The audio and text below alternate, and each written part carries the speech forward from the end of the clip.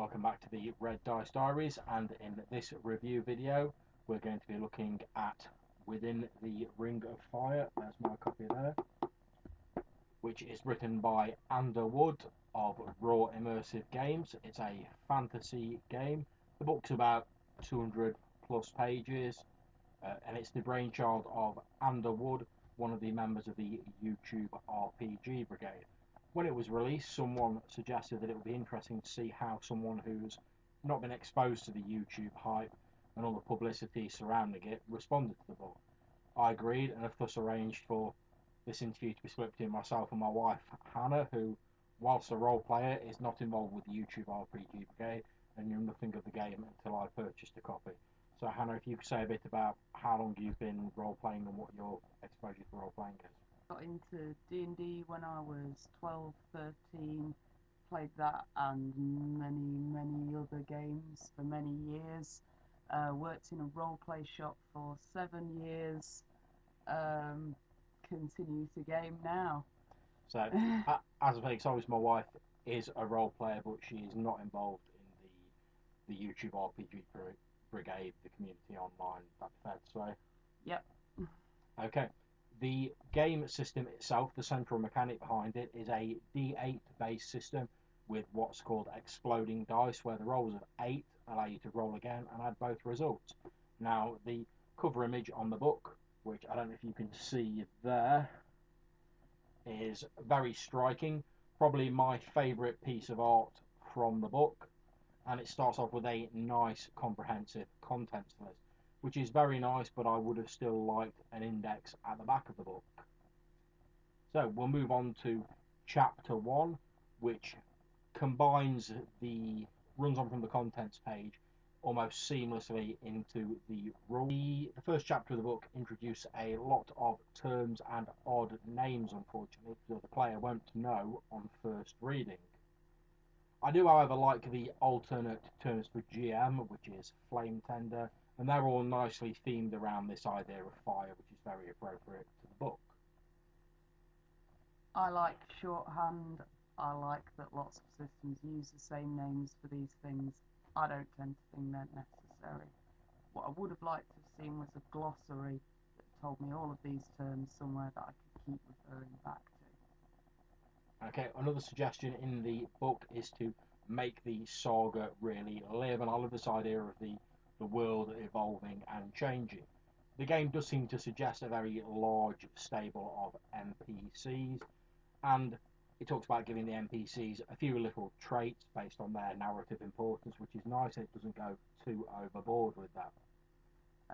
This chapter also has some sections in it about simple rules for GMs and players to follow, including the classic Rule 7, which I don't think is put in its standard terms, but it's in there. Don't take the piss. On page 14, there's a mention about clouds being strange beasts, but it doesn't then tell us any more about that anywhere that I could see. It's an interesting idea. I'd like to hear more about it. There's also a point in here called Bring Back Player Actions. This is a really interesting mechanic that you can use to try and make your PCs feel more like heroes, or at least make them aware of the consequences of their actions. It's quite a cool idea. The whole early chapter doesn't read simply enough to be for first time role players. It's not something that someone who just walked into my shop would have picked up. There's suggestions that you need to do loads of prep for games, that you need loads of notes and spiel, and that's all good stuff to have if you're that kind of GM, but a first time gamer doesn't know whether they are or not. It's good to have lots of notes, but the stuff that's in here, particularly about like how to run a roleplay game, it's all great stuff. It's all really interesting. We'll then move on to chapter 2, and I found a lot of the artwork in chapter 2 very good, even though there wasn't much consistency in the style of artwork used. The printing quality of the book's very good, although I didn't really think the racial summaries gave you enough detail in each section about the races. Now, I think this section could have done with going through more carefully and some bits of it just tidying up a little bit and making more relevant. For example, there's several locations missing from the inside cover map. And it's made me smile, but there's other places that they could have focused stuff, particularly throughout this chapter. Each of the races, there's a 2 or 3 paragraph discussion of breeding and who can breed with who, and it's all very entertaining. But I'd also like to know about the death rights of these races, about what technological levels they're at, about things like what kind of art they're into, who wears what fabric. But no, I've just got a 2 paragraph bit about breeding. Okay, so just to skim quickly through a few of the different races, we're not going to go through them all in detail because there are a lot of different playable races in this book. There's a few things like the Ferrum, which are basically dwarves with a slight spin on them. There's a couple of nice little tweaks, but I don't think anyone's going to be under any illusion that they are dwarves by a different name. There's the Freyan, who are a little bit more different than your standard Fae or Elves. You weren't very impressed with the sort of gender reversal of the matriarchal society, particularly. It didn't seem to work. It's been a while since we read that section, so I can't be too specific. Okay. I think it was, when we were discussing it, I thought it was nice that the different creation mythos were included, and there were some nice real-world parallels to different ethnicities, especially for the humans, which was useful as a sort of shorthand to be able to play those characters. We've got the Kalfar, where it's merchants overtaking the previously aristocratical rule of their society, which is an interesting reversal and could make for an interesting campaign. I'm not really sure if it needed to be a different race, you were saying. Yeah, it just looked like another group of humans to me. They're an interesting idea, but I'm not quite sure that they're necessary in an early on book. I've noticed, having read more, that there's a lot of other races that are mentioned elsewhere in the book and not covered here. So I'm assuming that he's going to expand on all of this in a later book. Yeah, I think that's the plan, yeah. Okay, so if we go on to the Mihan Gib, which are the Wolf Fae, what did you think of those? They looked a bit White Wolf, Werewolf, really. Again, interesting if you want to include that in your D&D campaign. I think my main problem with them was I didn't really see them fitting into a group with other races very easily, which I thought if it was a mature group doing it, it could make some interesting role play. However, I could see it with maybe less experienced groups being quite problematical. I like the write-up. I thought for an evil race it was very good. I'd generally probably cast them as villains or NPCs rather than player characters, but maybe that's just my own sort of prejudices about that sort of character. I tend not to go for, certainly in fantasy or D&D-esque style games, go for like evil races. But I think if you had a mature enough group, it could be quite a good source of plot complication, plot hooks. But you really would have to put a lot of work and a lot of thought into how to incorporate them into a group. I like shiny light heroes. Yeah, I definitely think including them would change the tone of the game significantly. Yeah. To the opposite to that, really. Uh-huh. Okay, ogres. I quite like the idea of the ogres as a sort of everyman hero. You know, this big lumbering race that sort of gets put on by everybody, but has a sort of deep tribal tradition behind them. And I thought that was quite nice instead of just the normal, ogre smash and hit things with clubs. Same thing with the orcs, really. Yeah, again, the orcs. It's nice to have this race of farmers, but there's already like a fantasy standard. Why mess? Okay, we then got the Vyagish. Don't know if I pronounced that correctly. Who, to me, reminded me very much of the Githyanki from D&D with the serial numbers filed off. A very militaristic society. Although I did like the justification of having them known as Hobbs Goblins. The way that sort of tied in with the deities, I thought that was very well done. And I did like that it was a realistic model of a militaristic society, and that's nice to see, because normally when something's described as having a sort of militaristic background, they don't really go a lot into the society. They just go, they've got lots of soldiers, and that's it. Whereas I did think this gave a bit more detail, and I'm sure that'll be expanded on in future products. Yep. So overall, what would you say about the race chapter? Overall, there was some information there. There was some interesting plot hooks. There wasn't the information I wanted, and there wasn't as much of the good information as I would have liked. There were lots of little hints at stuff that I Yeah. wanted more of. Yeah, I completely agree. I think there was a lot of little bits where I'd look at it and I'd go, oh great, let's get on with this, and then that'd be all. There wouldn't be any follow up to it. Like you say, I think there was a lot of other things like death rights, birth rights, festivals, etc.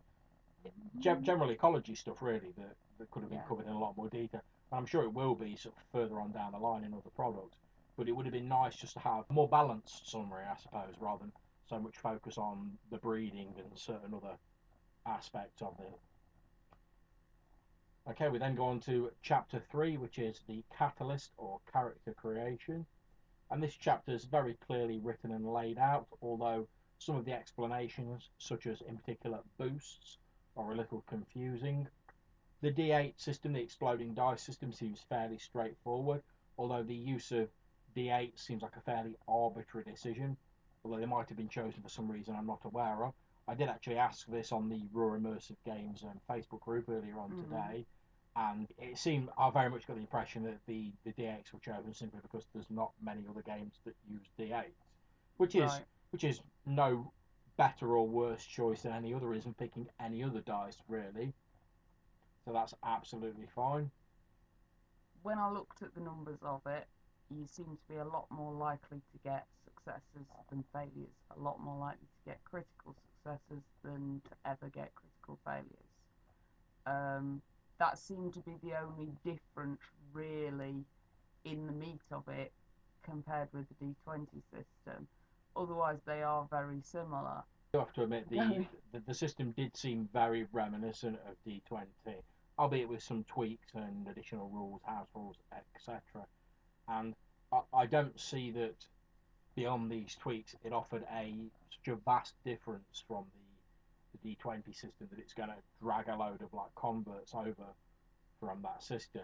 I thought it was all laid out fine, all perfectly functional. Although, I'm not a big fan of the crunch and the rules. If you like D20 or games like that, though, it's probably going to be right up your street. I did like the opulent stat that was in there, which represents your sort of like your fiscal wealth, your assets, etc.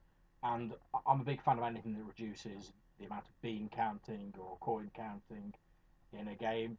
So I thought I've got to applaud the game designers for making the decision to include that rather than the normal GP, SP, CP, whatever you want to use for your abbreviations for money. I thought there was some interesting and very useful little nuggets of role-playing advice dotted throughout the chapter, such as selling or reacting appropriately to damage in combats and other situations. Again, in this chapter, I found there were some nice little hints for people that are starting out role playing. Yeah. Nice little tips about running sessions for beginners, about wrangling your players and what to award XP for, and that's all really good stuff. Nice to see it in there. Okay, so we'll go on to chapter 4, which is extras. And I thought this was a very worthwhile inclusion. NPC extras do a lot, in my opinion, to speed up the game and provide that cinematic feel. They represent all the multitude of goons, minions, whatever you want to call them, that the PC scythe through in order to get to the real enemy. However, as you pointed out, there's no real sample monsters or henchmen in this chapter just to pick up and sort of use. At this point of reading the book, I did get some paper together, gen up a character, and I was all ready to try out this number system that I just started to get my head around, and there's no monsters to test it against. So I had to go back and gen up something else before I could even just try out the system. Would have been nice to have had just a couple of sample monsters. As you were saying as well, the creators no doubt very skilled at maintaining consistency within a campaign world and gives quite a lot of useful information for people who are still, like you say, people who are just starting out. And that's unfortunately a very short chapter. I would have liked to see that expanded, maybe with some examples, like you were saying. Yeah, although having read further on from when we made these notes, there is a chunk later on of lots of tips and hints in that geography section, Yeah. and little sample NPCs and things you could use, although not with any stats. Okay, so we'll go on to chapter 5 and chapter 6, which we're going to cover together, because this is the advantages and the imperfections. And this is a fairly standard list of merits and flaws, which is clearly written, nothing too unusual or unexpected, very functional. It didn't really set my world on fire, but then merits and flaws sections in books, while useful, aren't normally the most exciting sections to read. I thought it was perfectly well written though, and I'm sure it'd be more useful when you're genning a character. Chapter 7, skills. Fairly standard skills chapters, nothing too unexpected. Nice to see some examples of what the skills can be used for in the write-ups, although some of the explanations are a little confused. Passions are an interesting concept, and I can see the point of having some sort of role-playing guideline on the character sheet.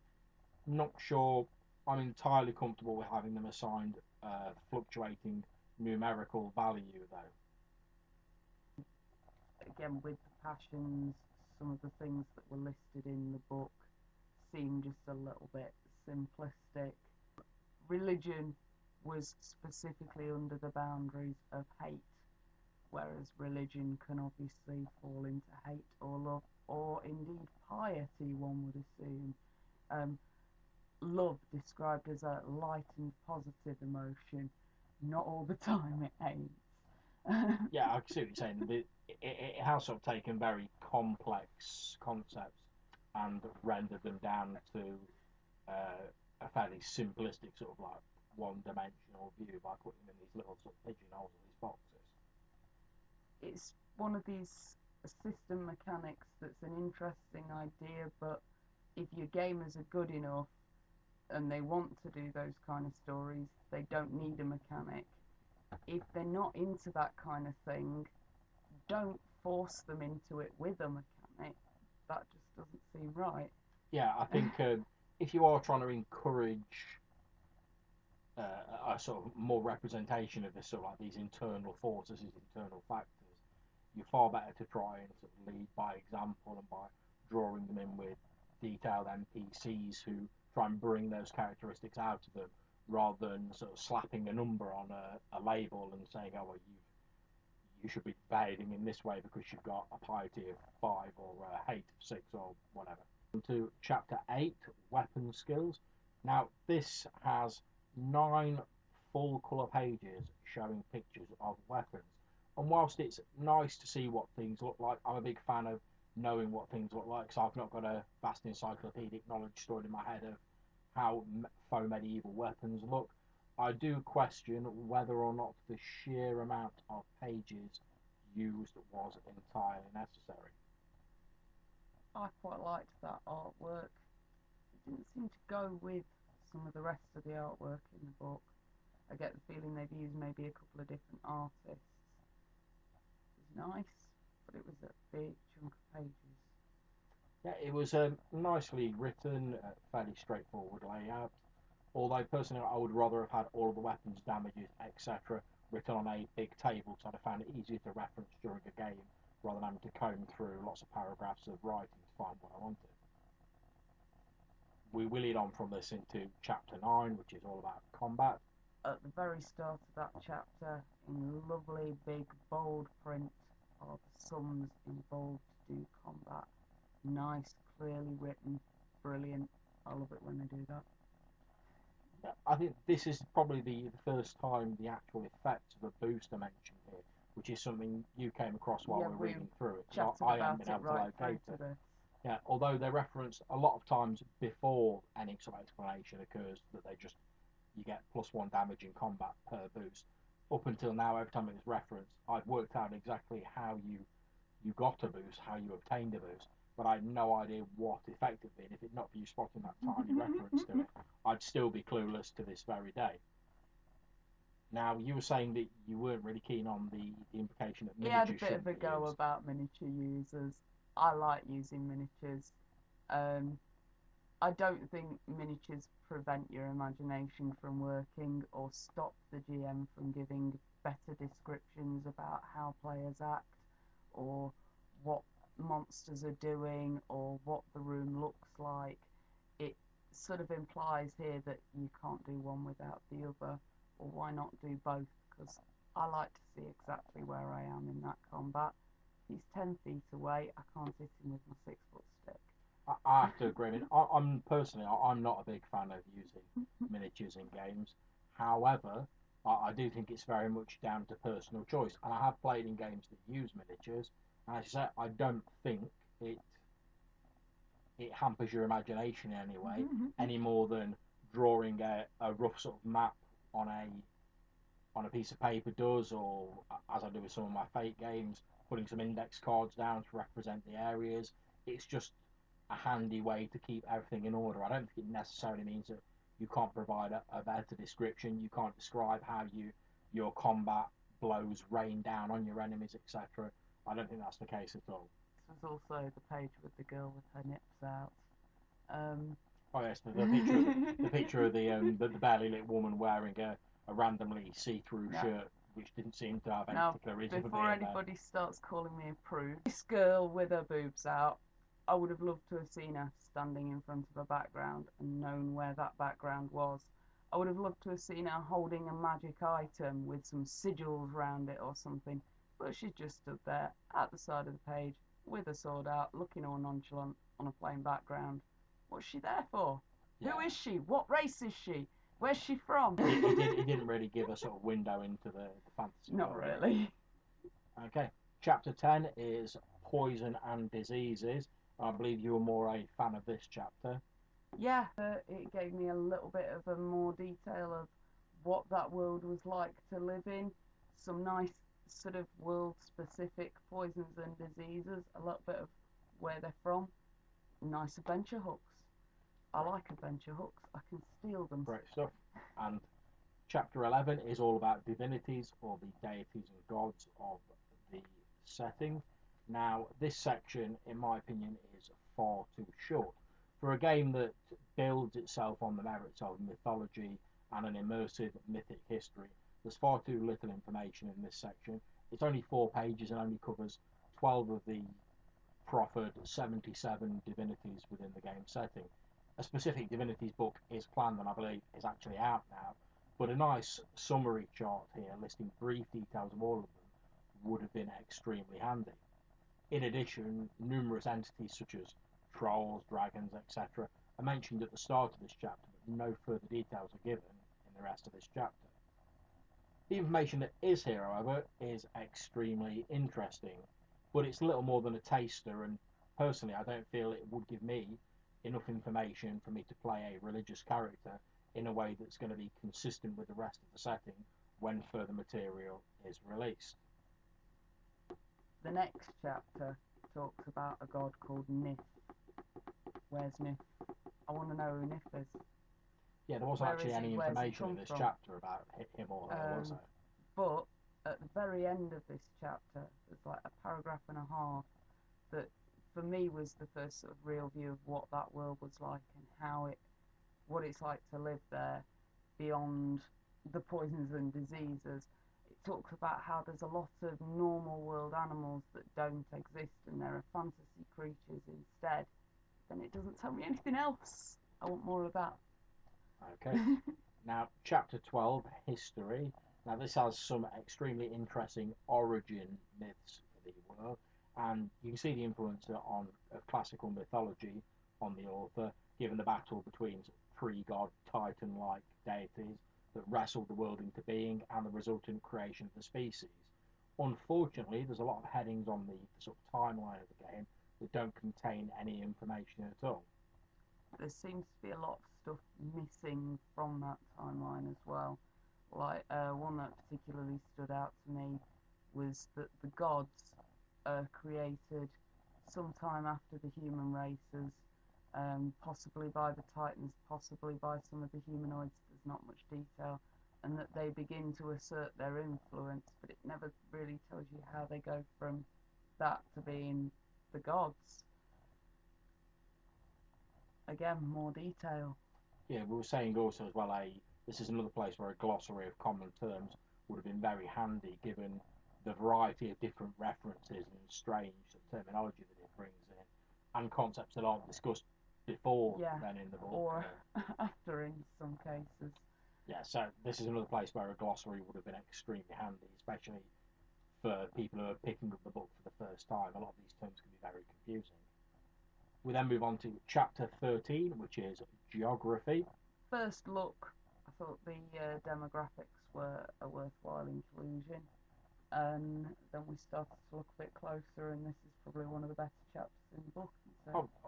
Undoubtedly, for my money, although there is a part where there's a huge double page spread picture which shows the poisonous blue ocean desert, which has an interesting history behind it, which I won't go into because I don't want to spoil it for anyone. And the picture is fine, there's nothing wrong with the picture, it's a nice picture, but I do have to question whether it really needed an entire 2-page spread to show what is effectively a large expanse of blue with some bones sticking up out of it. But there are some interesting plot hooks and ideas in this chapter, and as Hannah said, I do feel this is one of the more interesting and more plot-laden chapters in the book.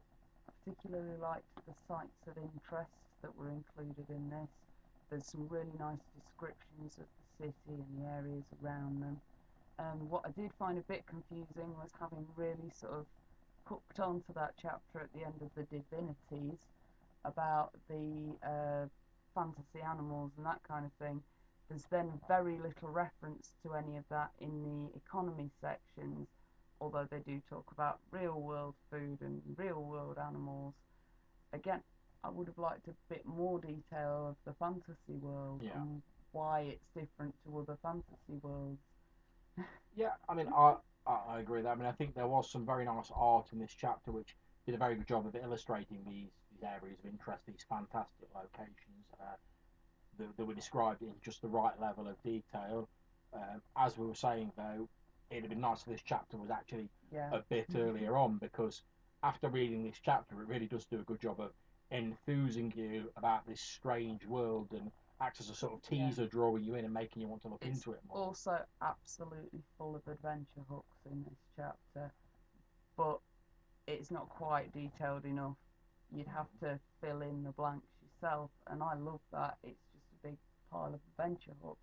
I think almost in some ways, because the way the game opens is with the GMing advice at the very start of the book.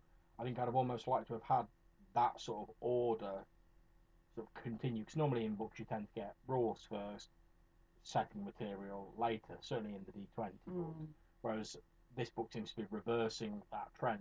I'd almost like to have seen that carry on with the GMing advice at the front, followed by all of these sites of interest and this history and this world detail, and then the rules almost sort of at the back of the book. However, that's just me personally. I know a lot of people do like to jump into the rules straight away.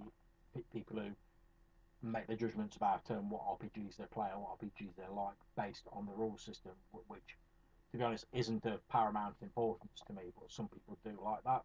Okay, chapter 14 is labelled Other Worlds, and again this offers a tantalising glimpse of other worlds within the cosmology, but it doesn't really give you a great deal of detail. Presumably it will be included in future releases. I don't really mind this since, to be honest, I can't see beginning characters tripping off through the multiverse or whatever passes for multiverse in this setting at the beginning of their careers. There's also a really interesting bit at the end of this about the world of the dead and what happens to player characters after they've died, although it sort of surprised me that a world with so many different deities, so many different species, the same thing happens to everyone. Okay. And that's the last chapter, but there we then go on to the first appendix, which is a nice inclusion, I think, which is a calendar. Although you were saying that each god being attached to a certain day, as per the deities chapter, and with the calendar not filling the whole pages, it might have been nice if the deities' names and some other information was included on the calendar. Yeah, there's a lot you can get to a calendar that can tell you a lot about how that sort of world works. Holy days, festivals, planting times, all that kind of stuff could be put onto a calendar. And as we were Also, saying, there's a the big the concentration on the day and night battle, which is mentioned here and there. well, it's covered in throughout the the next book. appendix, isn't it? The illumination chart, and we Um, were saying that yeah. could have just been folded into the calendar, and they wouldn't have needed a separate appendix for it. Because a lot of the information is duplicated in Appendix A and Appendix B. Yeah. The calendar and the illumination chart, and it could have all It's potentially been handy wrapped up in one. information, but you could have put a lot more over those 3 pages and told me a lot more that I needed to know. Mm-hmm.